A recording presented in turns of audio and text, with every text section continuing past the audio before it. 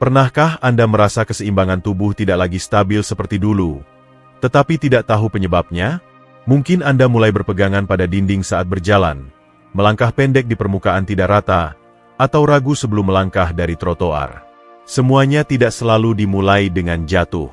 Seringkali, momen kecil ini menumpuk, mengubah kehilangan kepercayaan diri yang diam-diam menjadi ketakutan besar akan jatuh. Tapi inilah fakta yang jarang dibicarakan.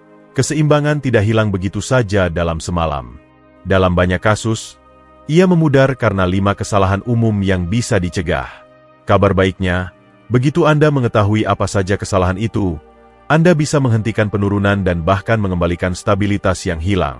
Dalam video ini, kami akan menguraikan 5 kesalahan tersebut dan memberikan solusi sederhana yang bisa langsung diterapkan untuk membantu Anda bergerak dengan percaya diri lagi. Baik Anda berusia 60-an, 70-an, atau lebih, langkah-langkah ini bisa menjadi pembeda antara langkah hati-hati dan langkah penuh keyakinan. Mari kita mulai. Sebelum memulai, saya akan sangat menghargai jika Anda menyukai video ini.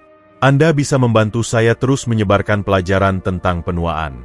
Jika belum berlangganan, saya sarankan untuk berlangganan dan mengaktifkan lonceng agar tidak ketinggalan video baru. Jika Anda menyukai video ini, silakan komentar dengan angka 1.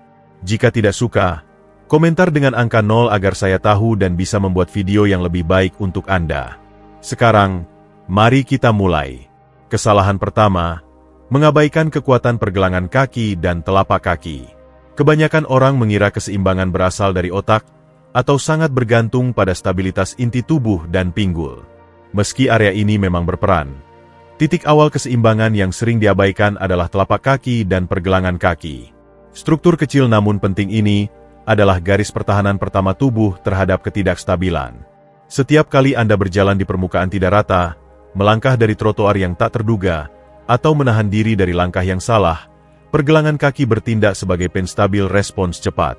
Mereka membuat penyesuaian mikro pada postur tubuh, menyerap benturan, dan mengirim umpan balik sensorik penting ke otak untuk membantu Anda tetap tegak. Namun, seiring bertambahnya usia, kita secara bertahap kehilangan kekuatan dan mobilitas di telapak kaki dan pergelangan kaki. Bukan karena penurunan yang tak terhindarkan, tetapi karena kita berhenti melatihnya. Alas kaki modern dengan sol tebal mengurangi kebutuhan untuk keterlibatan alami kaki. Bertahun-tahun berjalan hanya di permukaan datar seperti lantai kayu atau aspal membuat otot-otot kaki menjadi malas. Banyak dari kita juga menghindari berjalan tanpa alas kaki, yang semakin melemahkan jaringan otot, tendon, dan ligamen yang seharusnya aktif mendukung kita. Akibatnya, pergelangan kaki menjadi kaku dan tidak responsif, gagal mengoreksi ketidakseimbangan kecil, yang menyebabkan ketidakstabilan meningkat, ragu-ragu dalam gerakan, dan akhirnya risiko jatuh yang lebih tinggi. Ambil contoh Budi, seorang pria berusia 76 tahun yang pernah saya bantu. Ia belum pernah mengalami cedera besar, dan penglihatannya tajam. Namun, ia mendapati dirinya tersandung lebih sering dari sebelumnya. Rasanya kakiku tidak bereaksi cukup cepat. Akunya. Saat kami menilai mobilitas pergelangan kakinya, ternyata sangat terbatas. Kakinya seolah tertidur, karena bertahun-tahun diabaikan. Tapi setelah hanya 2 minggu melakukan latihan sederhana, putaran kaki lembut untuk mengembalikan mobilitas, menggulung handuk dengan jari kaki untuk mengaktifkan lengkungan kaki, dan mengangkat tumit untuk membangun kekuatan, keseimbangannya membaik secara nyata. Saya tidak pernah menyadari betapa pentingnya kakiku, katanya. Sekarang saya bisa merasakan mereka bekerja lagi. Anda bisa menguji kekuatan kaki dan pergelangan kaki Anda sekarang. Coba berdiri tanpa alas kaki dan angkat tubuh Anda ke ujung jari kaki. Apakah Anda goyah atau kesulitan tetap stabil? Selanjutnya, coba berdiri dengan satu kaki. Apakah pergelangan kaki Anda terasa aktif dan cepat menyesuaikan diri, atau lamban dan tidak stabil? Jika yang terakhir, Anda tidak sendiri.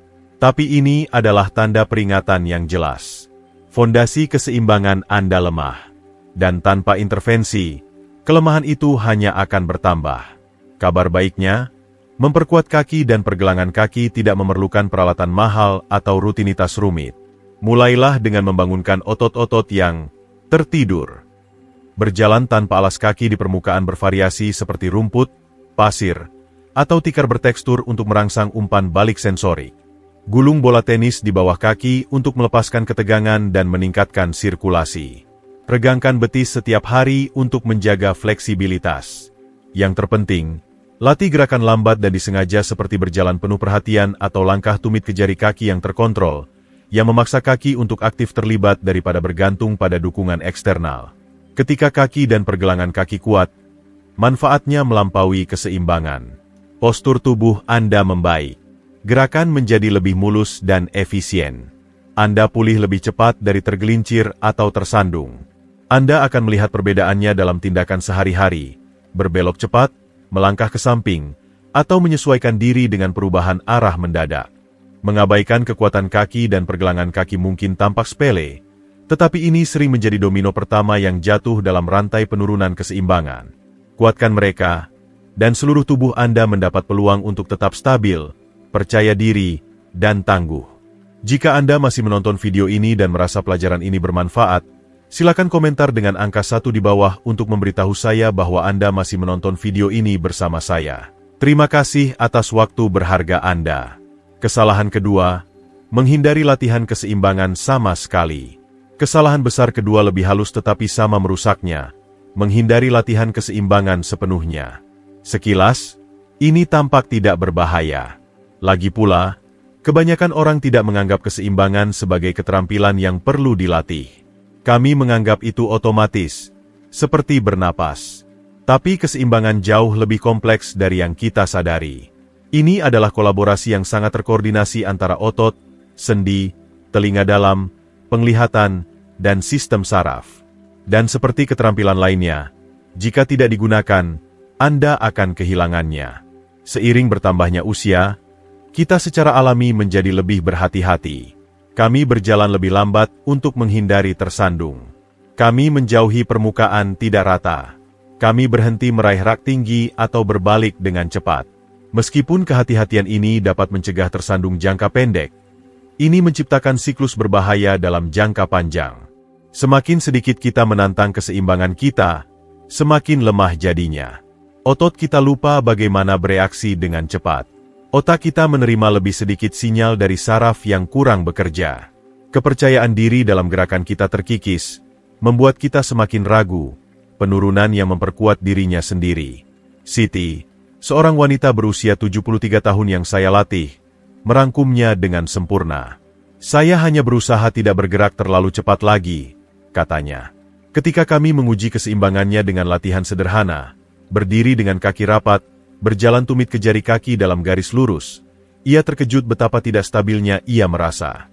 Saya tidak tahu saya sudah kehilangan itu, katanya.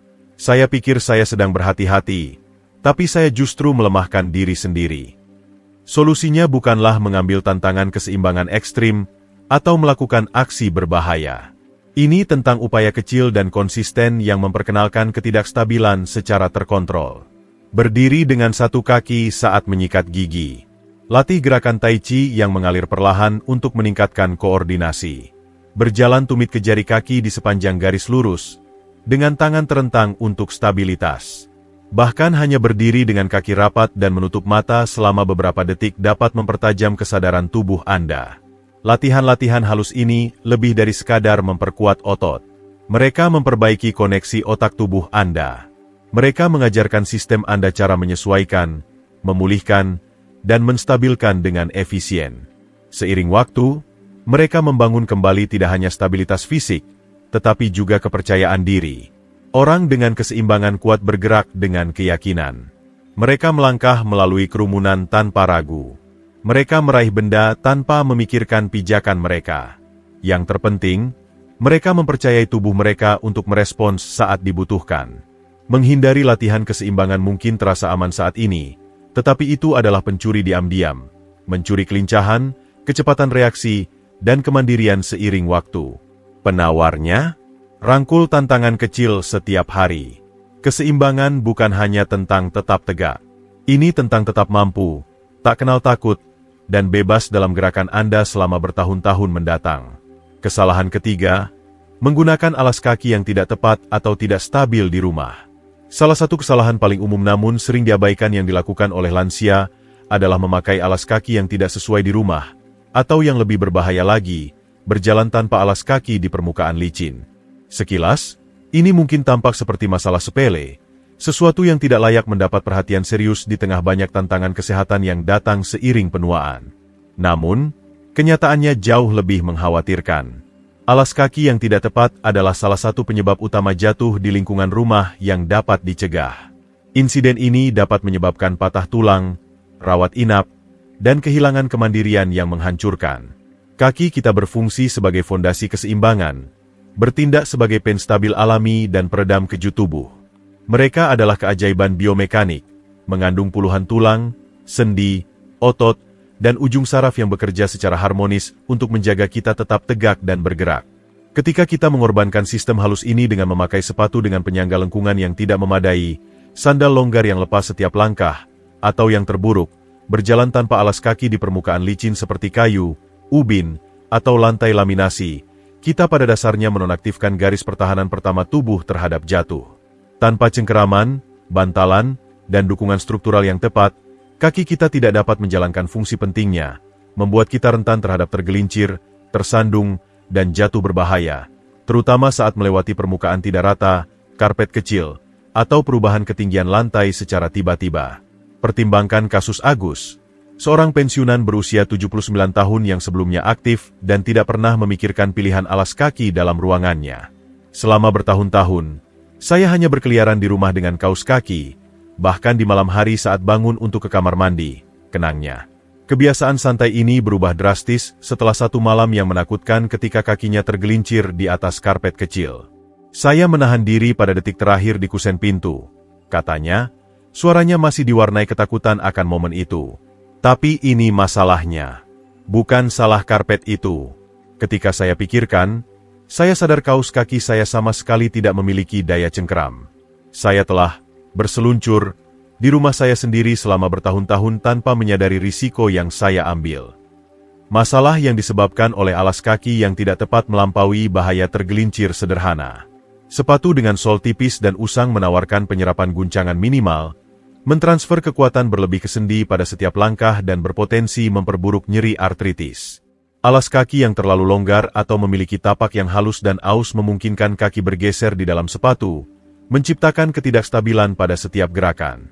Sebaliknya, sepatu dengan bantalan berlebihan atau tumit yang sedikit tinggi, bahkan yang sederhana, bisa sama berbahayanya karena mengurangi propriosepsi, kemampuan tubuh untuk merasakan posisinya di ruang, dengan mengurangi kontak langsung kaki dengan tanah. Umpan balik yang tertunda ini membuat otak lebih sulit melakukan penyesuaian mikro yang diperlukan untuk menjaga keseimbangan, terutama saat menghadapi rintangan tak terduga atau perubahan permukaan. Lalu, apa yang membuat alas kaki benar-benar mendukung dan meningkatkan stabilitas? Sepatu ideal untuk pencegahan jatuh memiliki beberapa karakteristik penting. Dukungan lengkungan yang kokoh untuk menjaga keselarasan kaki yang tepat, sol datar namun fleksibel yang memungkinkan gerakan kaki alami sambil memberikan kontak kuat dengan tanah, dan tapak anti-slip berkualitas tinggi yang mempertahankan traksi di berbagai permukaan.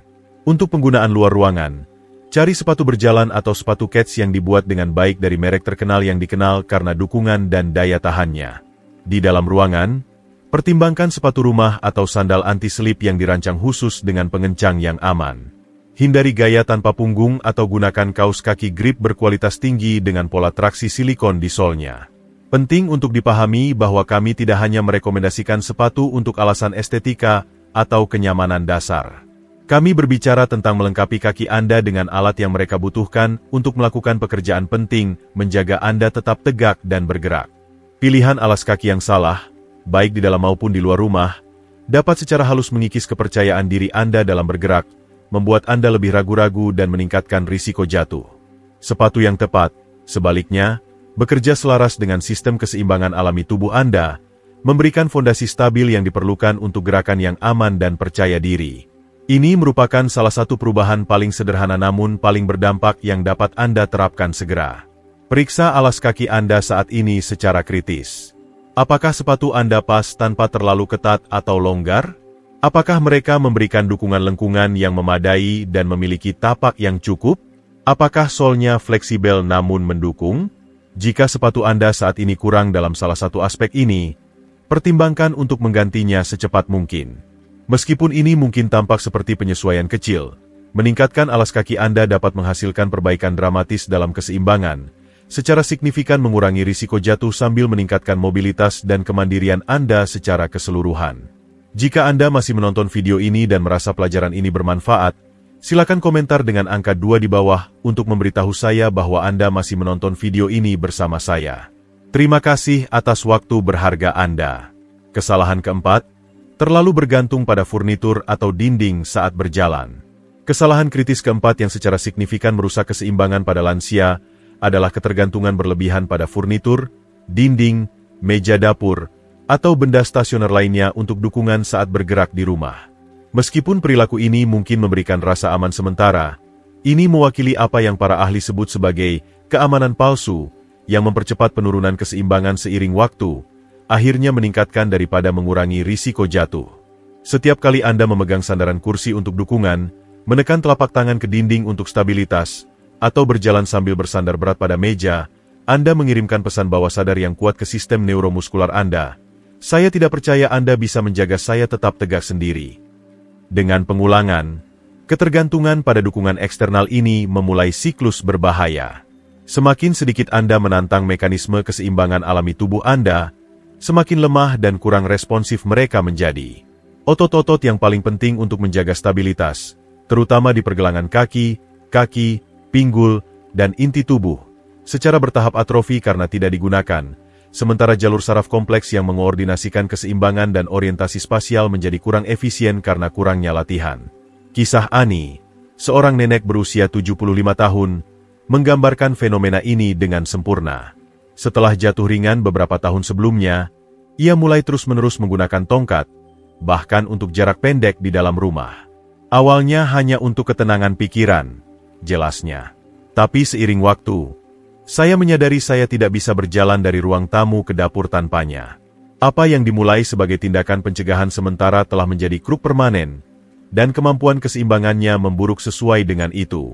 Melalui program latihan keseimbangan yang diawasi dengan cermat yang secara bertahap mengurangi ketergantungannya pada dukungan, Ani mampu membangun kembali kepercayaan diri dan kekuatannya. Titik balik datang ketika saya menyadari saya secara otomatis meraih dinding bahkan ketika tidak perlu, kenangnya. Sekarang saya bisa berjalan bebas di rumah saya, dan saya merasa lebih kuat dari yang saya rasakan selama bertahun-tahun. Konsekuensi fisiologis dari ketergantungan berlebihan pada dukungan eksternal sangat mendalam. Ketika kita secara rutin menggunakan furnitur atau dinding untuk keseimbangan, kita pada dasarnya mengalihdayakan pekerjaan yang seharusnya dilakukan oleh sistem muskuloskeletal kita. Otot-otot postural yang seharusnya aktif secara otomatis pada setiap langkah menjadi malas, kehilangan kekuatan dan respons refleksif yang cepat. Sementara itu, sistem vestibular, mekanisme keseimbangan telinga dalam, dan sistem proprioseptif, indera posisi tubuh kita, menerima lebih sedikit latihan dalam menafsirkan pergeseran berat badan yang halus, membuat mereka lebih lambat dan kurang akurat. Hasilnya adalah tubuh yang kurang mampu mencegah jatuh ketika terjadi tergelincir, atau tersandung yang tidak terduga. Untuk menilai ketergantungan Anda pada dukungan eksternal, coba tes sederhana ini. Berjalan melintasi ruang tamu atau menyusuri lorong tanpa menyentuh furnitur atau dinding. Perhatikan bagaimana perasaan Anda. Apakah Anda bergerak dengan percaya diri? Atau kecemasan langsung muncul? Apakah Anda mendapati diri Anda secara otomatis meraih benda di dekatnya? Jika latihan ini terasa menantang, itu adalah tanda jelas bahwa tubuh Anda telah beradaptasi untuk bergantung pada dukungan eksternal daripada mempertahankan kemampuan keseimbangan alaminya.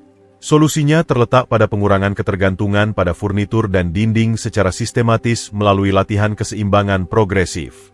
Mulailah dengan berlatih berdiri tanpa bantuan untuk periode yang semakin lama. Mulai dengan 30 detik di dekat dukungan kokoh yang bisa Anda pegang jika diperlukan.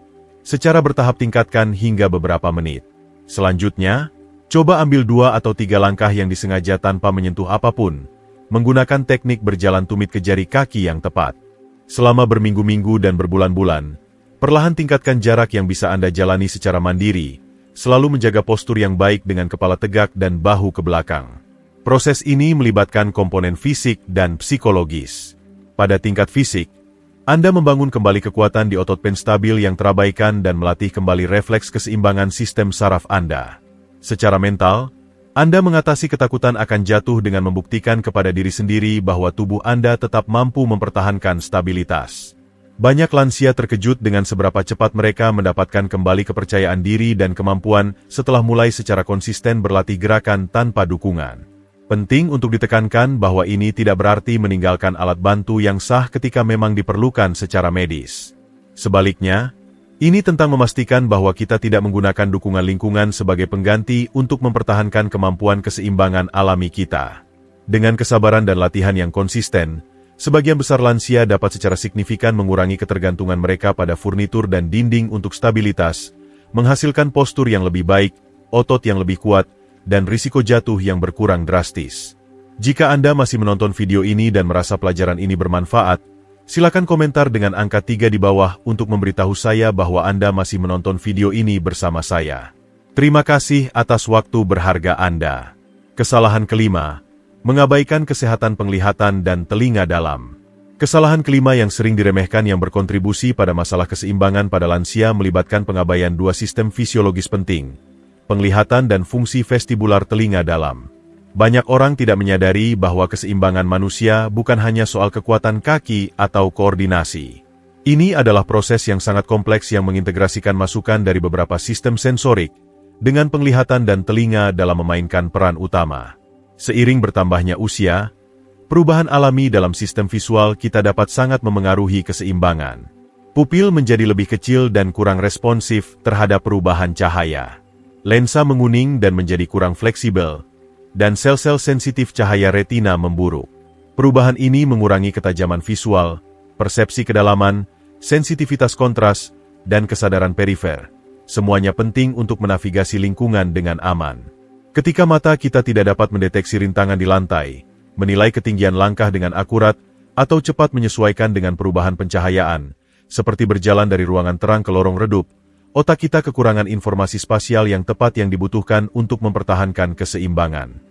Secara bersamaan, sistem vestibular di dalam telinga dalam kita, yang sering disebut sebagai organ keseimbangan, mengalami degenerasi terkait usia. Jaringan rumit dari kanal berisi cairan dan sel-sel rambut sensitif ini mendeteksi gerakan kepala dan posisi relatif terhadap gravitasi.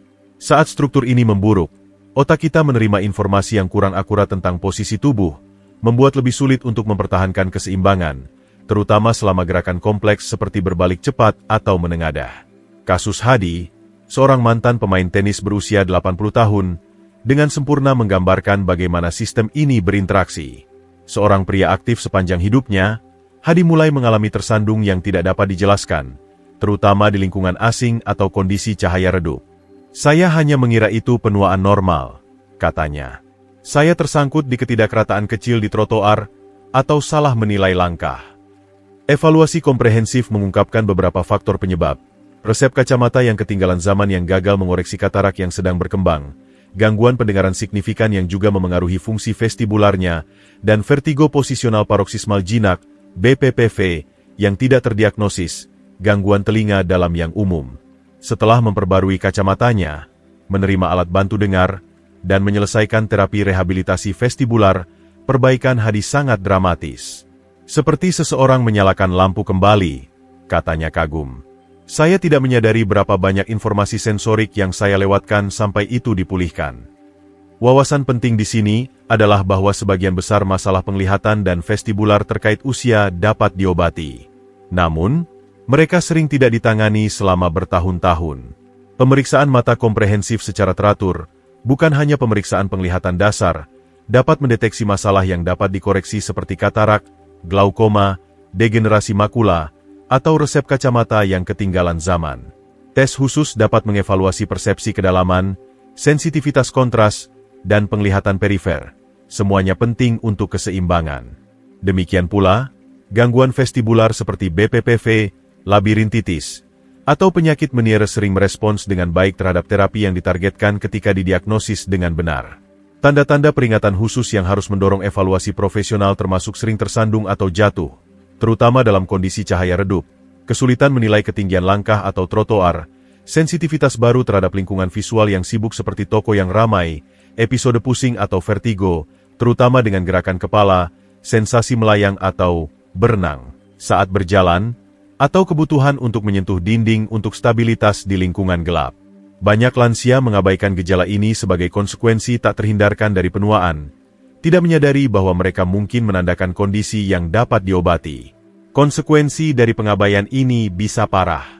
Ketika mata dan telinga dalam Anda mengirimkan informasi yang bertentangan atau tidak jelas ke otak Anda, sistem keseimbangan Anda harus bekerja lebih keras dengan data yang kurang andal, secara signifikan meningkatkan risiko jatuh.